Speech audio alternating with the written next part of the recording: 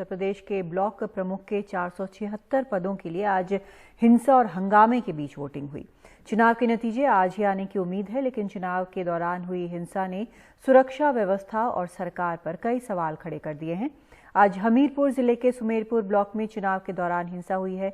Samajwadi party के नेताओं का आरोप है कि उनके बीडीसी सदस्यों पर बीजेपी के लोगों ने लाठी और डंडों से हमला किया है। हमले के दौरान पुलिस की गाड़ियां भी तोड़ी गईं और उन्हें भी पीटा गया। ब्लॉक के बाहर भारी संख्या में बीजेपी समर्थक जमा हो गए।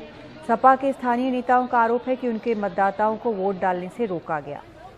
चंदौली में भी मतदान के दौरान जमकर हंगामा हुआ। यहां बीजेपी के लोगों पर समाजवादी पार्टी के नेताओं को पीटने का आरोप लगा। इस दौरान पथराव हुआ, लाठी डंडे चले और गाड़ियों में तोड़फोड़ भी की गई। अयोध्या के सोहावल ब्लॉक में पहले बीजेपी और सपा में भिड़ंत हुई, फिर बीजेपी और पुलिस में मारपीट और हंगामा हुआ। इटावा और अमरोहा में भी जबरदस्त हंगामा हुआ।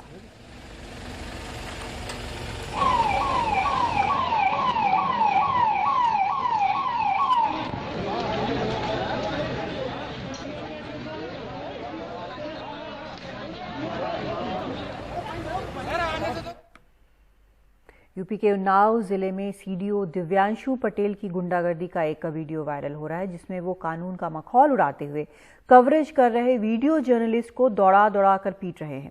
तस्वीरें मियागंज ब्लॉक की हैं, जहां एक दल के लोग दूसरे दल के वोटरों को वोट देने से रोक रहे थे। इसी दौरान रोकने वालों में से किसी ने कवरेज कर रहे एक पत्रकार को पीट दिया। इसके बाद सीडीओ दिव्यांशु पटेल ने भी उस पत्रकार को जमकर पीटा।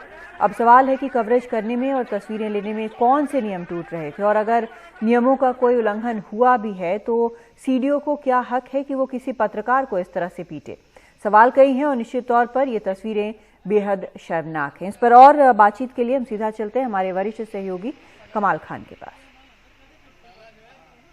नहीं, देखिए, कल तक की figure ADG law and order ने दी थी और आज जो हिंसा हुई है इसमें कुछ और लोगों के खिलाफ मामले दर्ज होंगे और बहुत जगह से हिंसा की खबरें आई हैं।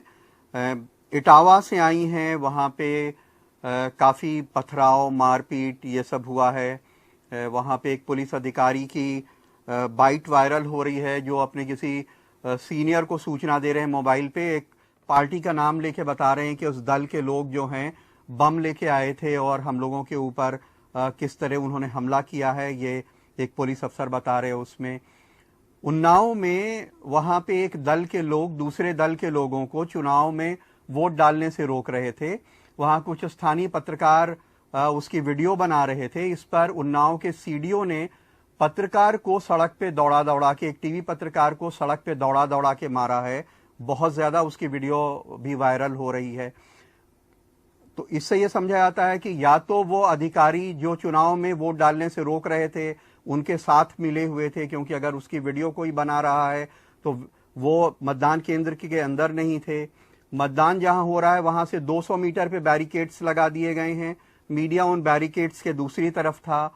वहां पे एक दल के लोग दूसरे दल के लोगों को अंदर, जो बीडीसी मेंबर्स को अंदर जाने से रोक रहे थे। मीडिया के लोग इसकी कुछ वीडियो बना रहे थे। इस पे एक पार्टी के शख्स ने उस पत्रकार को मारा और उन्नाव के जो सीडीओ दिव्यांशु पटेल हैं उन्होंने सड़क पे दौड़ा दौड़ा के एक पत्रकार को मारा है बहुत बुरी तरह। ऐसी खबरें और भी कई जगहों से आई हुई हैं हिंसा की। और बहुत हैरत की बात यह है कि जब पंचायत चुनाव में शुरू से हिंसा हो रही है, 2.5 लाख की पुलिस फोर्स उसको रोकने में क्यों अक्षम है? क्यों नहीं पुलिस और इंटेलिजेंस काम कर रही है? क्यों नहीं उनको पता है कि कौन अपनी गाड़ी में बम लेके आया है, कौन असलहे लेके आया है, कौन लोग संदिग्ध हैं, उनको क्यों नहीं रोका गया? क्यों ये हो रहा है कि रोज रोज अपहरण और हिंसा की खबरें आ रही हैं? तो ये पूरी तरह से पुलिस का और सरकार का फेलियर है जो नजर आ रहा है पंचायत चुनाव में।